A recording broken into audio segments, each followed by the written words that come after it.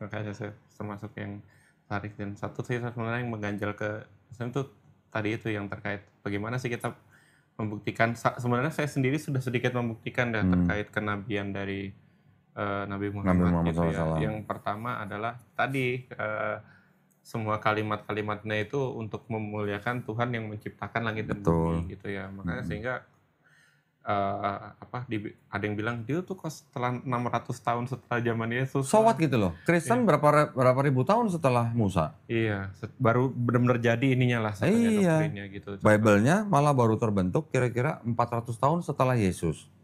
Quran berapa tahun? Mushaf Quran berapa tahun terbentuk setelah Nabi Muhammad SAW wafat? Nggak sampai 2 tahun. Dan yang menulis, yang menyusun itu semua orang-orang yang kenal dengan Nabi. Pernah hidup bareng, pernah perang bareng, istilahnya pernah ngopi bareng. Nah kalau yang nulis ini siapa? Apakah orang-orang yang pernah ngopi bareng Yesus? Bukan ternyata. Iya. Paling sebagian kayak Matius, Markus, Lukas lah itu, tapi nggak. Itu bukan orang-orang yang bernama Matius, Markus, Lukas, Yohanes loh. Belum pernah baca? Nah itu boleh lah. Ini penting nih, ini penting ya. Betul, betul. Nama yang disematkan itu betul, artinya nama-nama itu adalah nama-nama yang diatribusikan. Atribusi. Yang mengatribusikan siapa? Bapak-bapak gereja di abad kedua. Namanya siapa? Ada namanya di sini. Nah, menarik nih. Bentar ya. Ini bukan. Ini yang buku The Five Gospel. Yang menulis buku ini itu kurang lebih 80 orang, semuanya ahli-ahli teologi. Markus, yang ditulis pertama tuh Markus loh, bukan Matius loh. Markus, Matius, Lukas, Yohanes, dan satu lagi Thomas. Di sini ada nama siapa nih? Eusebius. Papias. Papias ini orang yang pertama memberi nama Markus dan Matius.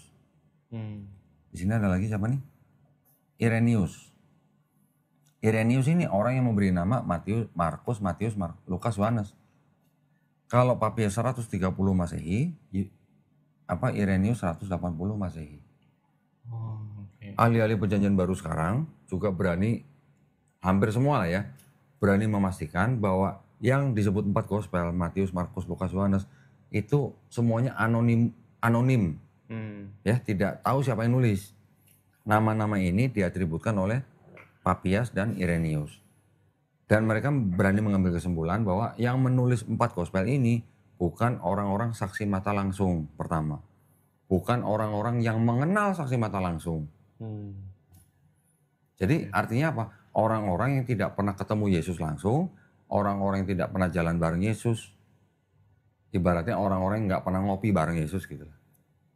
Dan yang ditulis ini dulu atau surat Paulus dulu? Yang Regi udah pernah baca. Kalau ngelihat ini dia 180, 130, malah harusnya mungkin Paulus duluan. Nah, ini. Nih di sini nih. Kan Paulus termasuk nggak jauh selisihnya dari wafatnya. Ini tahun 30 kan, masih kan? Iya. Paulus menulis surat-surat pertamanya itu antara kira-kira yang saya baca nih dari tahun 48 Masehi sampai tahun baru Markus. Markus itu sesaat sebelum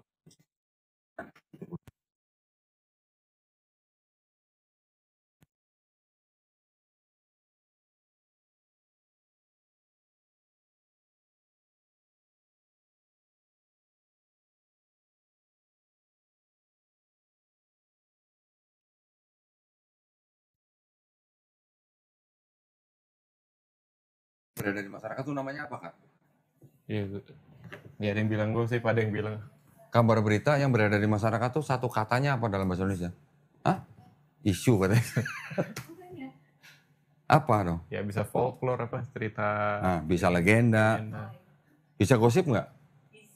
Hah? Ya gosip ya isu dong. Lah iya kan. Ya. Baru Yohanes ditulis kira-kira tahun 95 Masehi. Nah, berarti kalau begitu pertanyaannya, kisah-kisah yang ada di dalam Markus, Matius, Lukas, Yohanes ini kira-kira terpengaruh oleh Paulus atau Paulus yang terpengaruh oleh mereka? Yang ditulis Paulus duluan. Iya. Oke, ini pertama. Yang kedua, jangan kaget ya, mungkin belum pernah baca. Iya, Pak. Oh, kita Ini membutuhkan. ini juga untuk menjawab bahwa bagaimana kita menilai kebenaran sebuah tulisan, apalagi dijadikan kitab suci. Nah kan itu yang penting.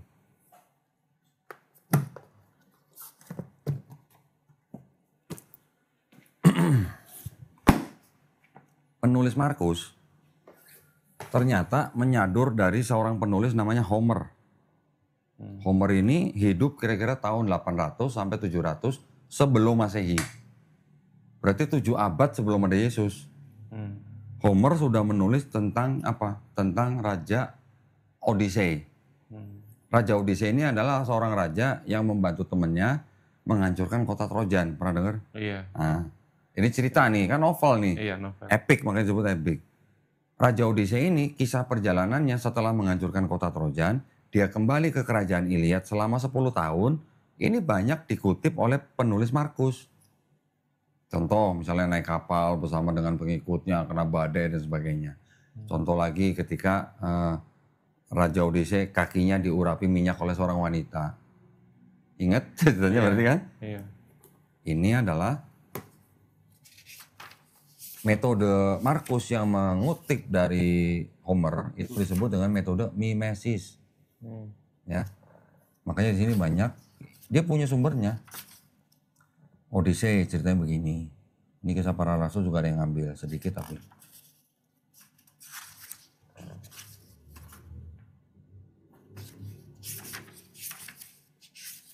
Tuh, putra petir.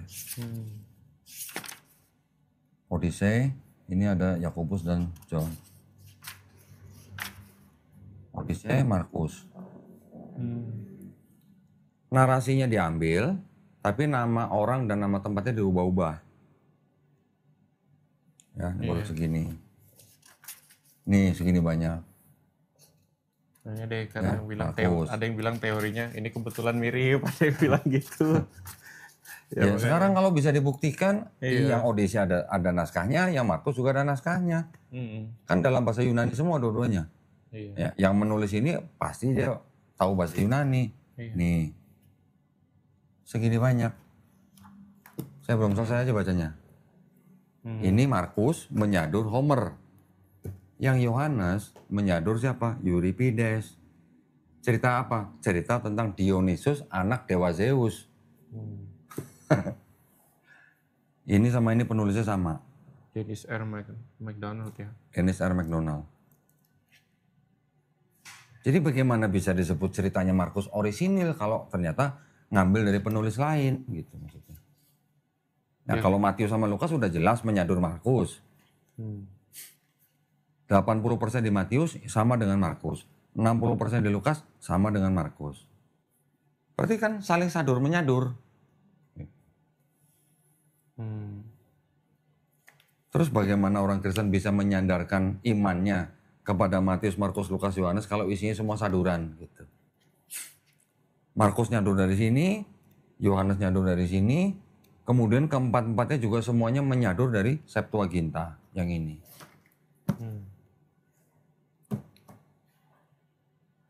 Berarti gimana kalau gitu?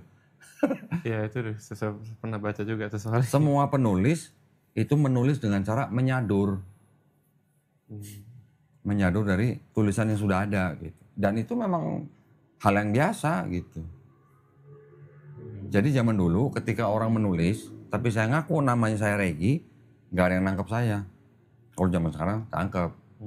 Zaman dulu nggak apa-apa. Itu yang disebut dengan forgery gitu. Ya.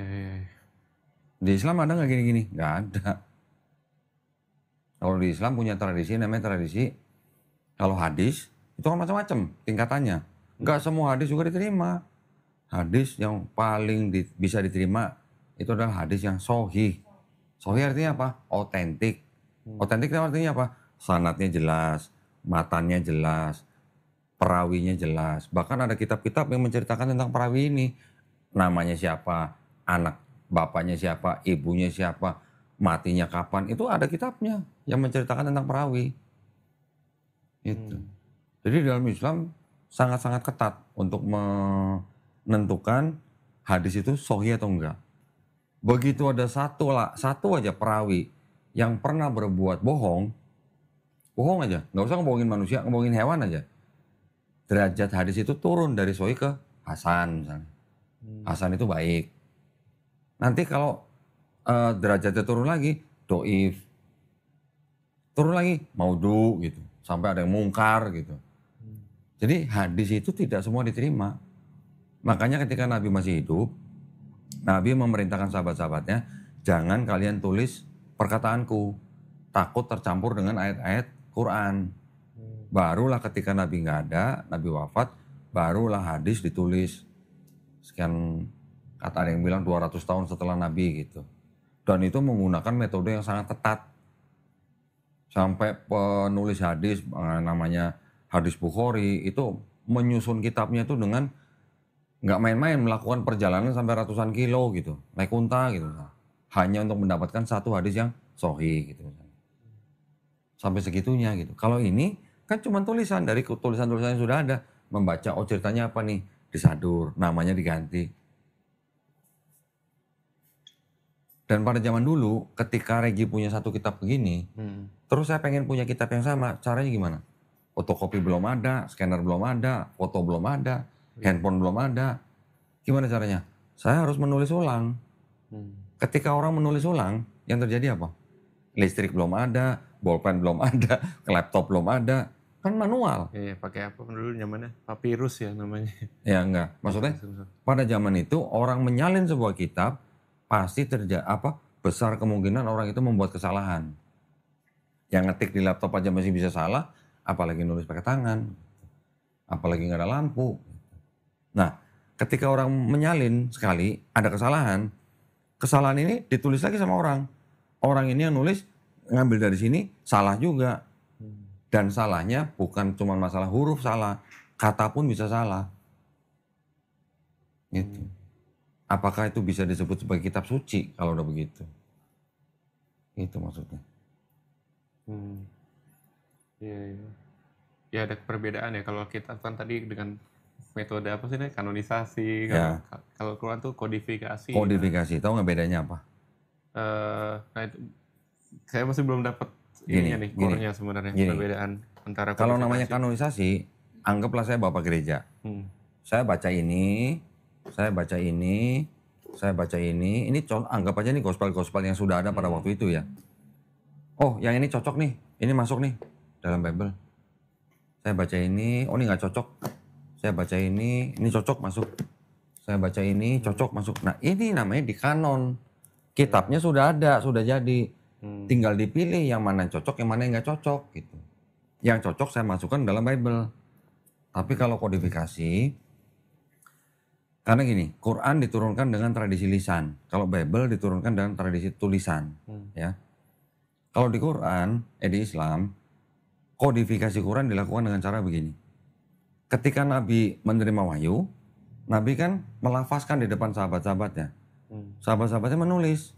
Entah itu di daun, entah itu di kulit binatang, entah itu tulang, ditulis. Ketika sudah nulis, mereka juga baca apa yang ditulis. Kalau bacaannya benar, simpen. Kalau bacanya nggak benar, koreksi.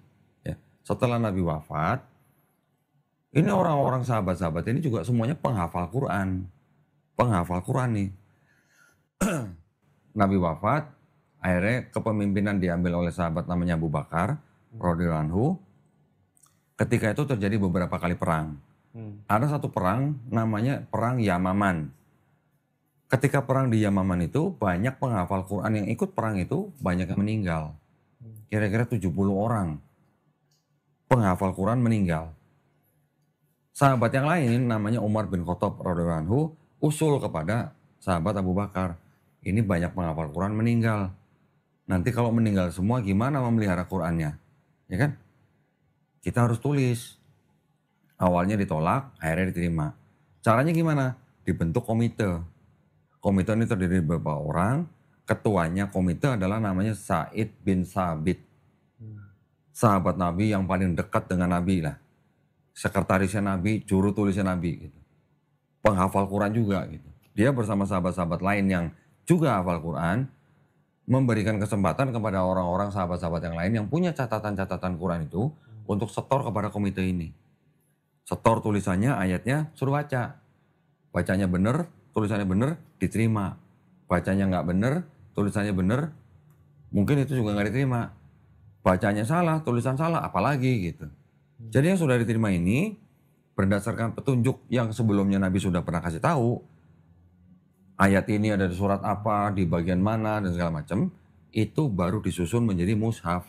Mushaf itu ini namanya mushaf nih. Sudah dibentuk begini nih mushaf, namanya mushaf. Sudah jadi satu nih. Inilah yang disimpan oleh anak perempuannya sahabat Umar bin Khattab. Anak perempuan ini namanya Hafsah. Disimpan nih. 2 tahun Abu Bakar memimpin, meninggal, digantikan oleh sahabat Umar bin Khattab. 10 tahun, kemudian sahabat Umar bin Khattab dibunuh oleh namanya Abu Lulu'ah. Setelah dibunuh, digantikan oleh sahabat Utsman bin Affan. Pada zaman Utsman bin Affan memerintah, terjadi perang lagi di Azerbaijan. Salah satu panglima pulang dari perang, lapor kepada khalifah. Di Azerbaijan, banyak orang Islam hampir bunuh-bunuhan. Kenapa? Karena baca Quran cara bacanya beda. Cara bacanya beda.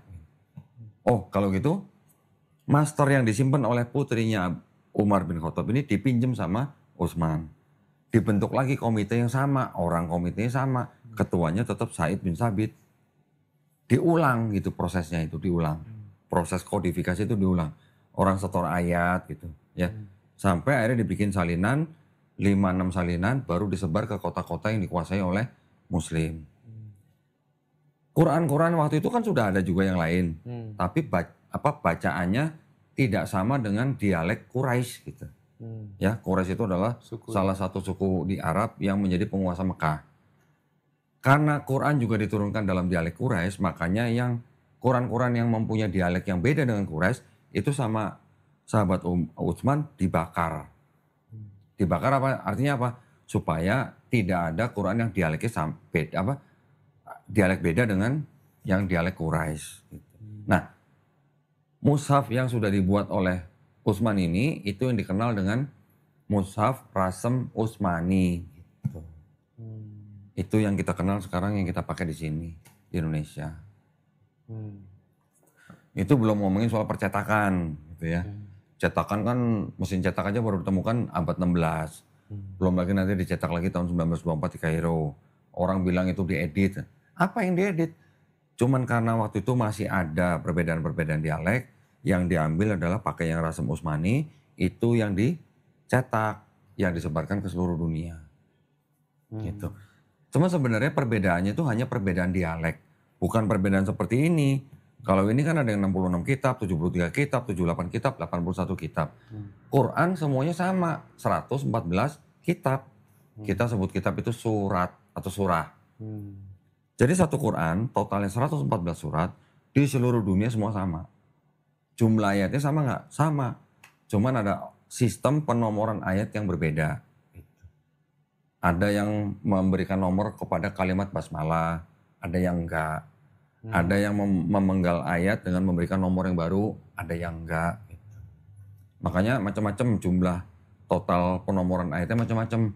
Yang di Indonesia ikut yang 6.236 ayat.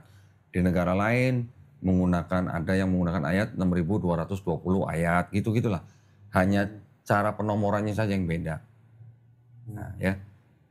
Yang beda lagi apa? Cara bacanya. Gitu. Di Indonesia kalau baca Malik Yaumiddin, ma-nya panjang. Kalau diterjemahkan apa? Penguasa hari akhir. Di Afrika Utara, di Maroko kalau baca Malik Yaumiddin, Maliknya pendek. Malik artinya apa? Raja. Gitu. Raja sama penguasa apa sih bedanya? Ya, sama lah ya. Mirip-mirip sih. Mirip-mirip. Raja hari akhir, penguasa hari akhir, sama maknanya. Cara baca itu terjadi karena ada perbedaan lidah orang lah gitu. Orang Jepang nggak bisa ngomong huruf apa? Aksen dan dialek. Orang Jepang nggak bisa nyebut huruf apa? Biasa kalau ada huruf mati di belakang jadi nggak bisa ya. Huruf gitu. R. R gitu ya. Orang Jepang kan nggak bisa ngomong R. L gitu kan. Ya. Orang Sunda nggak bisa ngomong huruf apa? Kalau kebanyakan. F. Nggak bisa ngomong TV kan?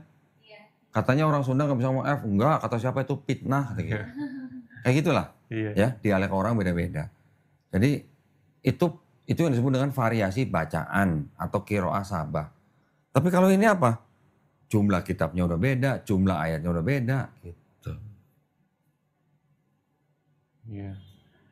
Iya, saya sampai coba melihat ini juga gitu ya. Cuma sekarang baru lihat fisiknya sih. Nah, Kalau kemarin kan coba lihat video, cukup jelas ya. lihat Ya. artikel dan sebagainya gitu. Ya. Ya, tapi intinya berangkat dari satu benang merah yang sama sih ya, Tuhan Iya. itu ya jelas sifatnya nggak akan pernah berubah lah. Iya. Di agama apapun ya gitu, yang saya tahu ya. Iya. Ya yang menciptakan, dia maha lah, Iya. semua yang maha kuasa. Nah, pertanyaannya gini, dari mana Kristen mendapat ide bahwa Tuhan itu bisa jadi manusia? Itu juga harus dipelajarin. Kalau nggak dipelajarin, akan berdebat terus. Dari mana? Contoh, ini kan tadi ngambil dari cerita Euripides tentang Dionysus, anak dewa Zeus. Berarti dari mana asalnya? Dari Yunani. Karena di Yunani ada sistem kepercayaan namanya Helenisme.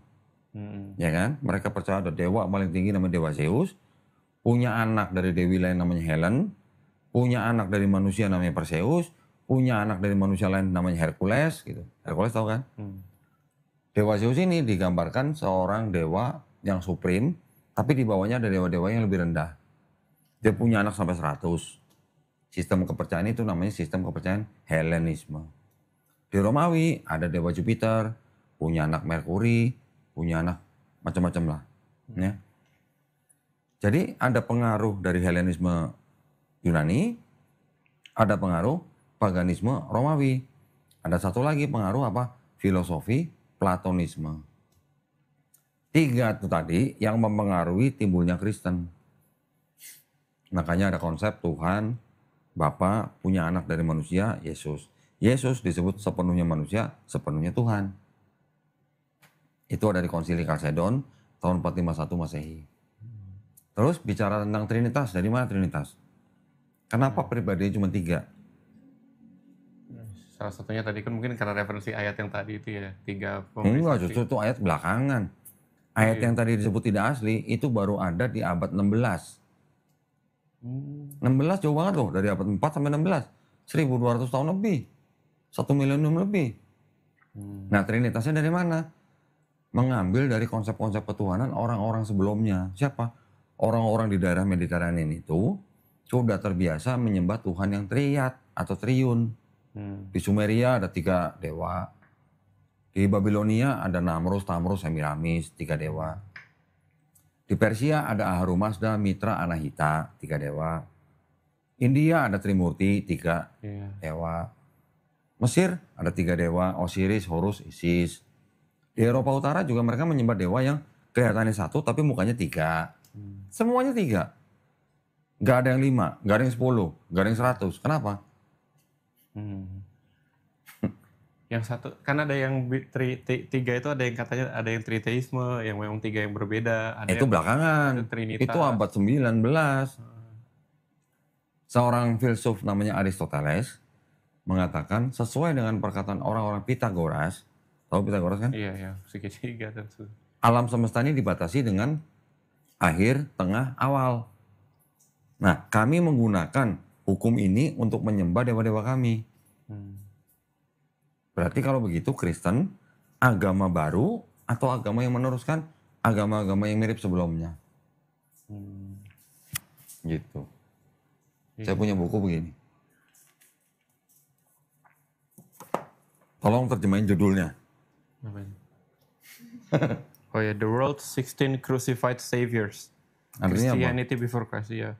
Ada juru selamat yang disalib 16 kan? Iya. 16 juru selamat dunia yang disalib. Iya. Kekristenan sebelum Kristus.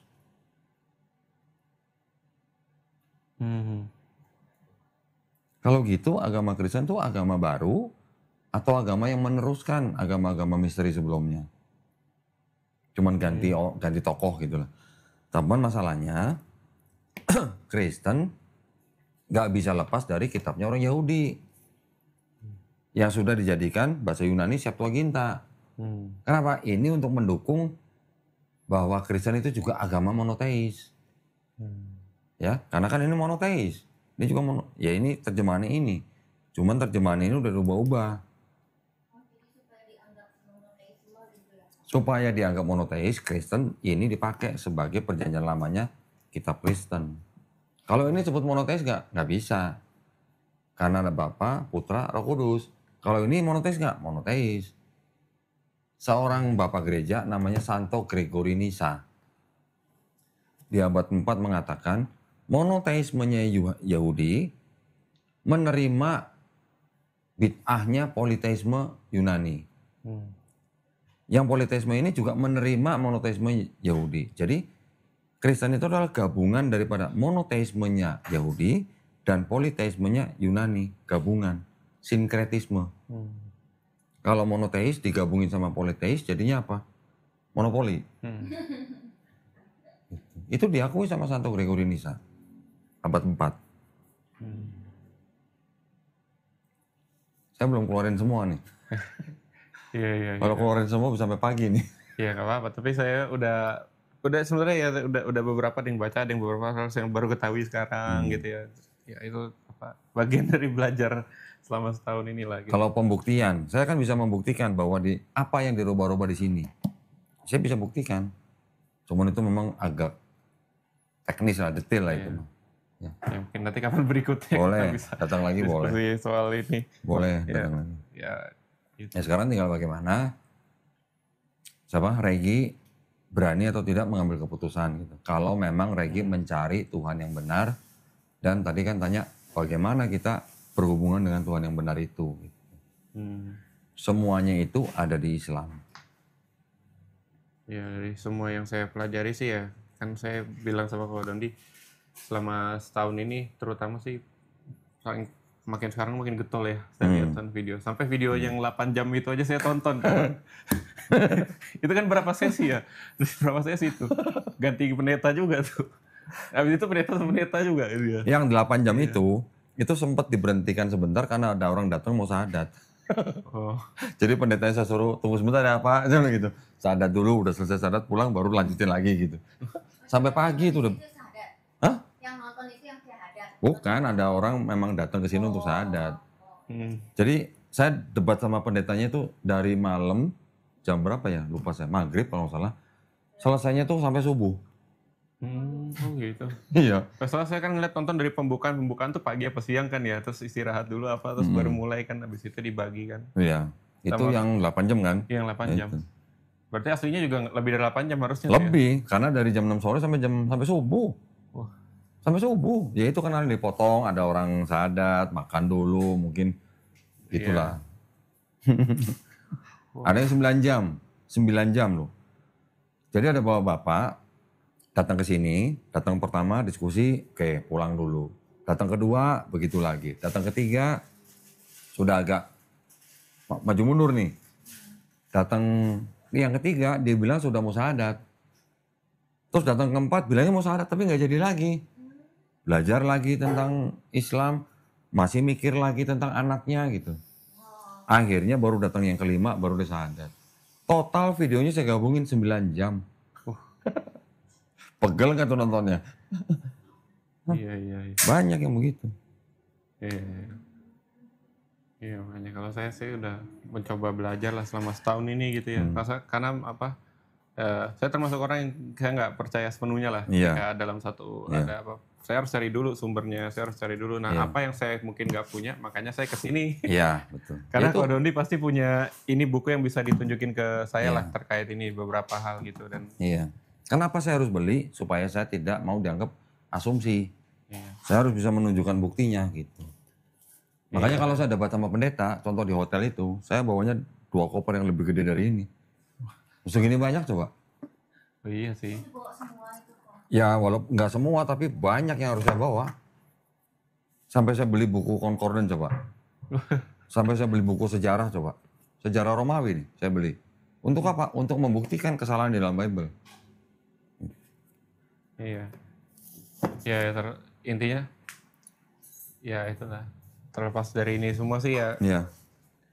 ternyata setelah melihat semua gitu ya, di sini maupun di luar ya, yang saya baca gitu, ternyata justru kebenaran kok ya memang mengarahnya kepada value-value yang ada di Islam gitu ya. Betul.